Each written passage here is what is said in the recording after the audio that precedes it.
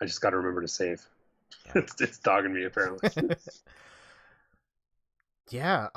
Let's go back to Switch, like the console stuff. Do you have a Pro controller yet? No, Okay. How are you finding the Joy-Con grip? weird. I'm not a fan. So because I played PS4, I played Xbox for a long time, but I'm not a fan of the offset joysticks. Okay. Um, and I also feel like the right hand joystick is too low, if that makes any sense. Oh, I totally understand where you're coming from. Especially for a game where you're constantly switching between the buttons and the joysticks. Sorry, I was just reaching for my grip here. Yeah, no, that's cool. I It makes sense. Sorry, go ahead. like in Breath of the Wild, I when playing it portably, I felt it was fine, but I cannot play Splatoon 2 on this. Like Oh no, trying to like aim and shoot with the thumbstick so low, relative like if it was, let's say here it is. If this stick was here, it would be fine, but because it's directly under the buttons, it makes it that's right. kind of awkward. Yeah, yeah, absolutely. I find aiming the bow in Breath of the Wild to be difficult with the joystick there as well. Hmm.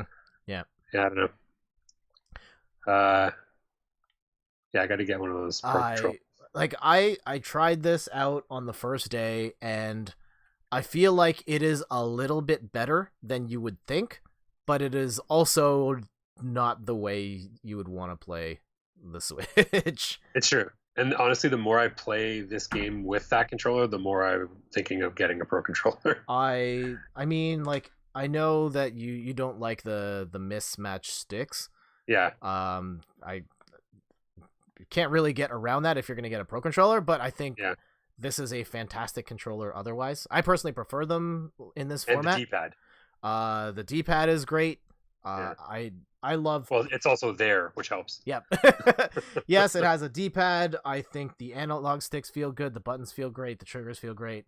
The one thing that like in particular that this thing does better than the PS4 controller, battery life. Oh, really? The PS4 controller, I don't know about you, I find it dies like every second or third time I sit down to play. Yeah. Yeah, this thing will go like months before you charge it again. Does it rumble? Yes. Oh, wow. It rumbles. It's got amiibo support. Hmm. It's got gyro in it as well. So it's got everything. It's got It's just everything, better. and it's better all around. I personally prefer to play Switch games like it. The trade off Yeah. is it's also pretty expensive. Yeah, it's like 79 bucks or something, right? Something like that. Yeah.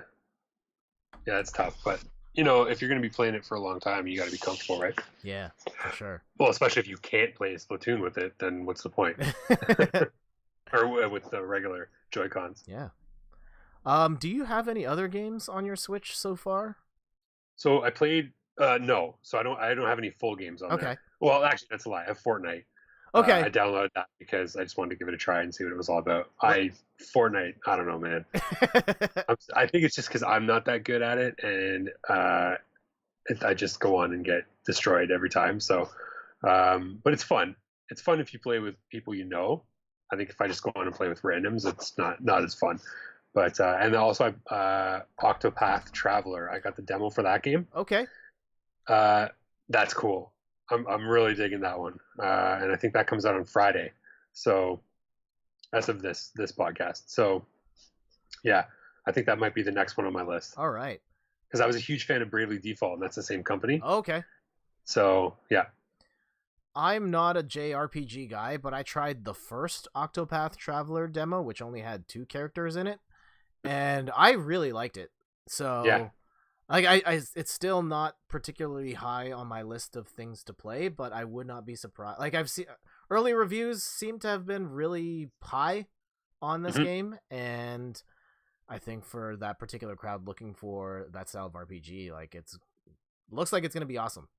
yeah. I mean, one of the biggest problems, and I didn't have very many problems at all with Bravely Default, but was just sort of the scope of the game was good, but the game itself felt a little constrained. Okay. Like there wasn't a whole lot of like each level was very linear. It was like well, it's 3D, but kind of like um, 2D at the same time. You kind of ran from point A to point B, and then back, and then things happened along those lines, like people you talked to or interacted with or whatever. Mm-hmm. But with this one, it's a little bit more open, but the levels are like kind of almost 3D, so there's perspective to it. So if you're in a cave, you walk left and right, but you also walk like towards the screen and away from the screen, and there's hidden places you can get into and stuff like that. So yeah, it looks pretty cool. Yeah, for sure. Well, congratulations on your purchase of the Switch. I mean, like we've talked about it in passing, and I don't think I was being overly pushy on it. It was just like, yeah, if you're not gonna get it, that's fine. But I hope you enjoy the system as much as like many other people have. Well, it's funny that, one of the things about my PS4 is just that it's here in the basement, right? And for upstairs or doing whatever, it's nice to have that option where I can just kind of take it and play it on the couch, even if somebody's watching TV, right? So I think I'll get more out of it because of that. Yeah, having played with the system since launch now, like I have some definite issues with the platform. I think, like not having a D-pad on the left Joy-Con drives me nuts. There are certain games like Pocket Rumble I would get a lot more out of if it had a D-pad on it. I think that there's other quirks with the system as well, but like the convenience of being able to play all your games anywhere you want, and the performance of it is pretty much the same, is like a revelation. Yeah, well, I guess I didn't own a Wii U, but I know you owned a Wii U, and I think that you took that off the dock, or not off the dock, but the Wii U video controller had to be in the same room as the console, right? Yeah. So now it's just like, well, I'm gonna take it on vacation or something and just take it with you, right? Yeah. So yeah, just being able to play everything anywhere, anytime, like just makes it so convenient. And I know it's still early in the Switch's lifestyle, but between like being able to play the system anywhere you go, and I think having a lot of games to play, like, there's some really killer apps on there right now, some under the radar gems, and then indies have been crushing it on the Switch of late as well. Like I feel like there's tons of stuff to play on the Switch right now. I think it is right now like the best Nintendo system since the DS Lite. Yeah, I can see that for sure. Yep. And I think they've got nowhere to go but up from here. We'll see what happens with the rest of the year. Pokemon's going to be huge. Smash Bros is going to be huge. Are you a Smash Bros guy at all? I've played it. Fighting games are, again, not really my thing. So, but I enjoy it. Yeah. It's fun if you got a bunch of people over and everybody takes a controller and just goes at each other. But I'm not really a Smash Bros guy, but yet I still own like every version of the game for some reason. Well, that's because you're a fighting guy, right? So, but oh man, Smash is I don't want to get into the whole is Smash a fighting game argument, right? But Smash is such a different beast in a lot of particular ways that like I'm terrible at it, but it is fun. And I think each time I do play it, I do enjoy it, but I never stick with it for too long nowadays. I think the one I played the most was Melee on the GameCube, where my friend's family and I played like hundreds of hours of it.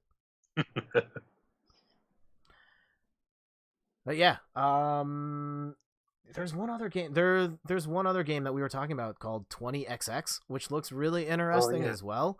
That one has online co-op too. Like online co-op Mega Man sounds awesome, and we should play that sometime. Definitely, except if we can't talk to each other. Make that. Yeah, we'll have to use Skype or something. Yeah, for sure. Yeah, one of these days, I think like maybe between now and the next time we do this Boss Rush show, I would love to like try a stream where we're playing the same game together online. Yeah, I think that would make for a really cool thing. Definitely. Yeah, and I'm looking for ways to use it. So yeah, absolutely. Yeah. All right. I know the two games we've been talking about are Fortnite and Rocket League. I will whenever everybody's available, we'll try and get that going. Yeah, I can watch us all get destroyed on Fortnite. Or are you any good at Fortnite? No, I'm terrible. Fantastic. We're on the same page. Fortnite, like, my fundamental problem with Fortnite, like, and it's not saying Fortnite's bad or anything, I don't understand the building in that game. Yeah, that's my thing too. I like the whole like, well, I have to press this one button to pull up the menu, and then I have to press this. I have to pull the trigger to like actually build the wall. But now, if I want to build like a different type of thing, then I have to hit left or right. Like like I don't know how people. Meanwhile, build somebody's towers. shooting at you. Yeah. Yeah. Exactly. I don't understand how people just like build a tower in real time and then run up it as they're building it, and like with that particular control scheme. I can see it on a keyboard where all those individual actions are mapped to a button, but when you're See, like, I don't know because I played it on PC and I have the same problem. huh? So, yeah, I don't know. Yeah, I'm the same way. Like I watch, I've seen videos of people, they run and they're, they headshot a guy while they're building, a wall that they're jumping. It's like, man, how do you do that? It's impossible. Yeah. And I mean, it's not impossible, but you know what I mean? Yeah. I totally get it. It's just, I can't do it. So I'm jealous. All right. Oh man, we've been streaming for a while now and it is pretty late, but this was awesome, man. Yeah, it was good, man. It was fun. Glad to speak to you again because it's been way too long, and I hope we do this again soon. Yeah, we will. We got to get that co-op thing going. It should be fun for sure.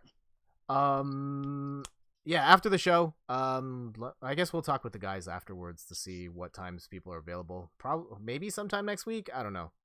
Sure. Yeah. But otherwise, before we go, is there anything you want to plug? Yeah, so my Tour de France review is up on Biff Band Pop right now. I've got my Moonlighter review coming. Should be up within the next couple days. And probably going to, just do something on Breath of the Wild, or at least my experience with it. So we'll see how that goes. But I'm going to be playing that for a while, so that might not be for a while. That may take a while. Maybe you just do like a diary of like, Dear Diary, I found myself in... Oh, man. It's a little too late for a review of it, so maybe I'll just do like... my experience with it or something, but we'll see. Yeah, I'm definitely going to check out all that stuff. I saw your review was up on Biff Van Pop. Hadn't had a chance to read it yet, but... Oh, it's all good. You basically got the gist of it in our conversation, so... All right, cool. As for me, I've got a written review of Pocket Rumble up now on the website inthirdperson.com. Lots of Pocket Rumble videos on my YouTube channel, youtube.com/jetinthirdperson. I made a combo video for June.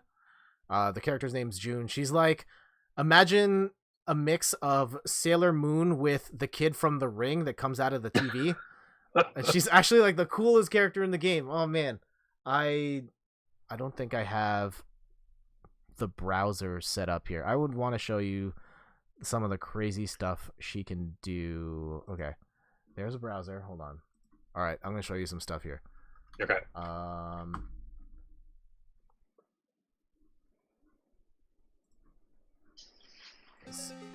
Oh, you can hear the sound too, right? No, but that's okay. Okay.